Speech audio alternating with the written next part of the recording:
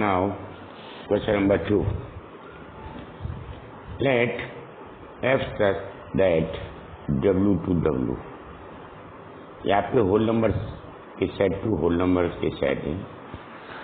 Whole numbers के set में क्या है कि जो नेचुरल नंबर्स का सेट होता था 1 2 3 अप टू सो ऑन, इसमें 0 और इंक्लूड हो जाता है। That set is called whole number. It is denoted by W. We defined as Fn is equal to n minus 1 if n is odd, and Fn is equal to n plus 1 if n is even, so that f is invertible. Find the inverse of f. लेकिन inverse निकालने के लिए पहले function को invertible show करना पड़ता है, और इन्वर्टिबल का मतलब है कि फंक्शन 1 1 एंड ऑन 2 होना चाहिए। दूसरा भी इन्वर्टिबल का मेथड बताया था कि गॉफ इक्वल टू एक्स आना चाहिए, फॉग इक्वल टू वाई आना चाहिए, तब भी हमारा फंक्शन जो है इन्वर्टिबल होता है। तो find the inverse of F.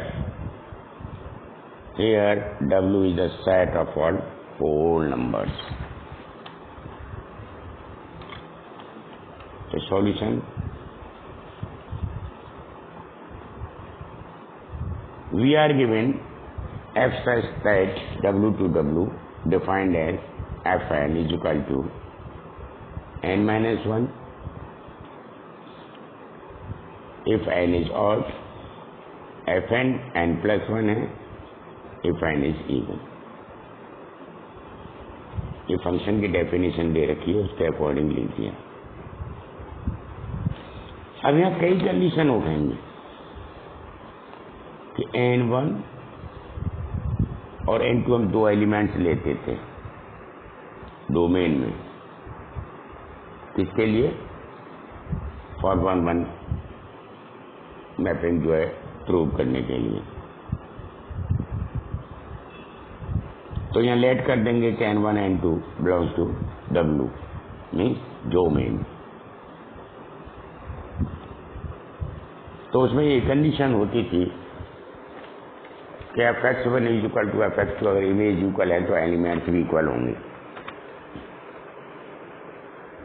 तो अब हमने यहाँ ले रखे n1 n2 belongs to n, तो ये कंडीशन बनेगी कि fn1 is equal to fn2, तो then n1 will be equal to n2 if function is 1 1 हो। तो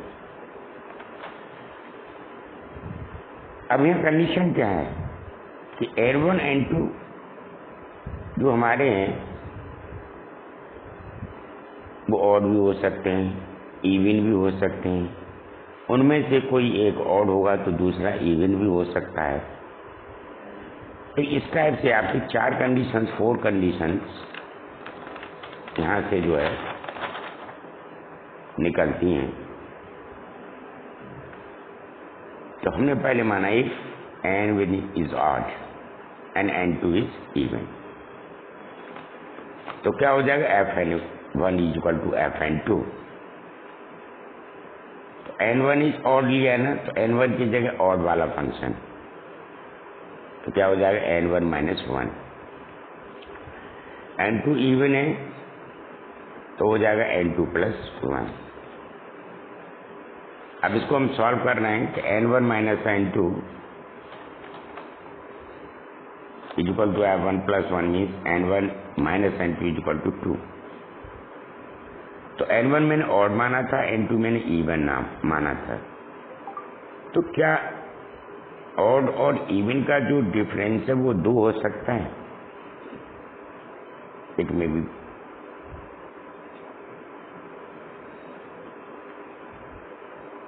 ऐसा नहीं हो सकता।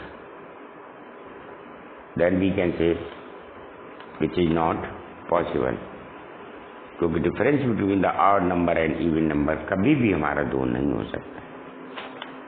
यहीं से दूसरी कंडीशन भी ले सकते हैं कि हमने n1 को पहले ऑड लिया, तो अब हम n1 को इवन भी ले सकते हैं और फिर n2 को हम ऑड भी ले सकते हैं,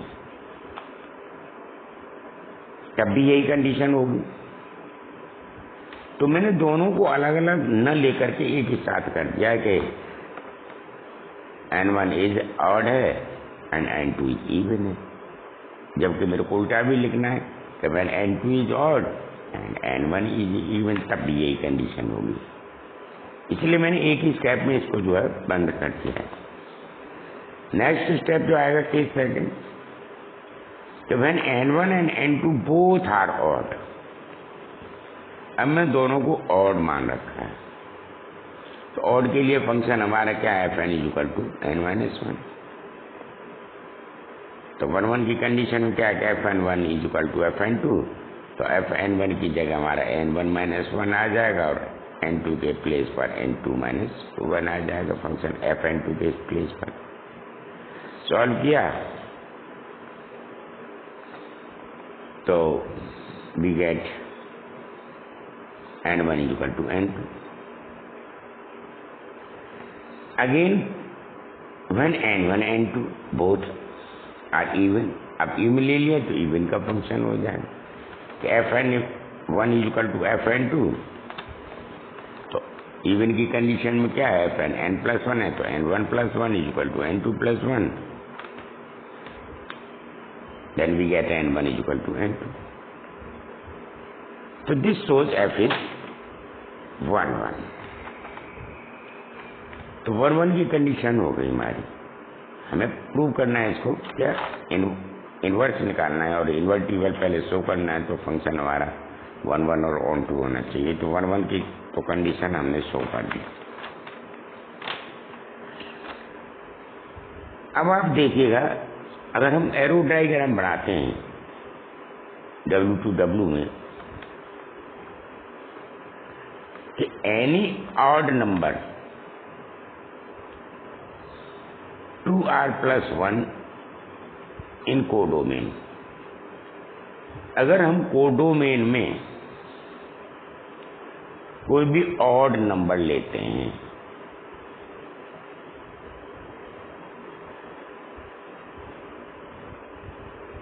तो is the image of 2r, understand or not? Any odd number 2r+1 in codomain is the image of 2r। देख लीजिए फंक्शन की डेफिनेशन से, कोडोमेन में हमने लिया 2r+1 और 2r+1 क्या है आपका ऑड, n के प्लेस पर रखेंगे हम ऑड वाली कंडीशन में 2r+1 -1, तो 1 से 1 तो 2r बचेगी n की वैल्यू। तो डोमेन में क्या मिला 2r, और 2r is even number.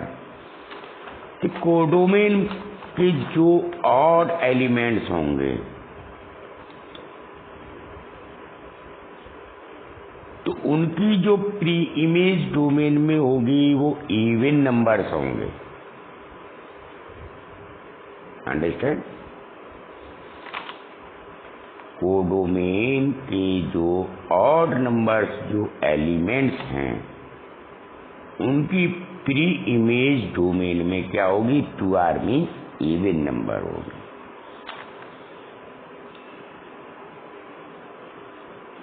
And any even number, अब इवन नंबर क्या है 2r। अब इवन नंबर का फंक्शन देखिए, fn is equal to n+1 था, तो n के प्लेस पर 2r पुट करेंगे, ठीक है ना? एनी नंबर 2r इन कोडोमेन, अब कोडोमेन में ले लिया ना कोई 2r in the codomain is the image of 2r+1, is the image of 2r+1। तो कहने का मतलब है कि कोडोमेन के अंतर्गत जो ऑड नंबर थे उनकी प्री इमेज डोमेन में इवन नंबर थे, और जो कोडोमेन में जो इवन नंबर थे डोमेन में उनकी प्री इमेज क्या थी, ऑड नंबर्स। तो वहां पर कोई भी एलिमेंट आपका लेफ्ट नहीं छूटेगा नहीं कोडोमेन में। It means range will be equal to codomain, और जब रेंज जो है कोडोमेन की इक्वल हो जाती है तो फंक्शन हमारा क्या होता है, ऑन टू। तो which implies f is 1 and onto, so f is invertible. जब इन्वर्टिबल हो जाता है तो हम उसका इनवर्स भी निकाल सकते हैं। To further, when n is odd, n is odd दिखाई दे रहा है तो fn इक्वल टू n-1 था, fn को हम y भी मान सकते हैं जैसे fx को मानते थे, तो y इक्वल टू n-1 हो जाएगा, और यहां से n की वैल्यू निकालेंगे तो y प्लस 1 क्या आएगी, y प्लस 1, तो y क्या होगा, even. When n is even, तो इवन वाली कंडीशन में लेंगे fn को y, तो y is equal to n plus 1 हो जाएगा, और यहां से n की वैल्यू निकालेंगे तो आएगी y माइनस 1, और यहाँ पर y क्या है, ऑड, क्या है। तो हेंस कि जो इनवर्स ऑफ g क्या होता है, एफ इनवर्स। भाई इनवर्स ऑफ जी क्या होता है, एफ। तो F inverse Y equal to G Y defined by G such that W to W such that G Y is equal to, अब n-1 के प्लेस पर क्या है हमारा, y-1, if y is out, और जी वाई इक्वल टू क्या है नीचे, y plus 1 if y is even, which implies the inverse of f is f itself। itself का मतलब तो वहां जो फंक्शन में n था वो फंक्शन f, अब ये फंक्शन कितना है, g में, तो वहां पर n थी और n के प्लेस पर क्या हो गया, y।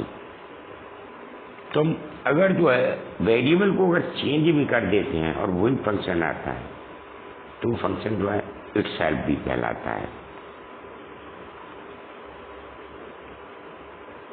तो ये भी हमारा क्या हुआ, इनवर्स हुआ।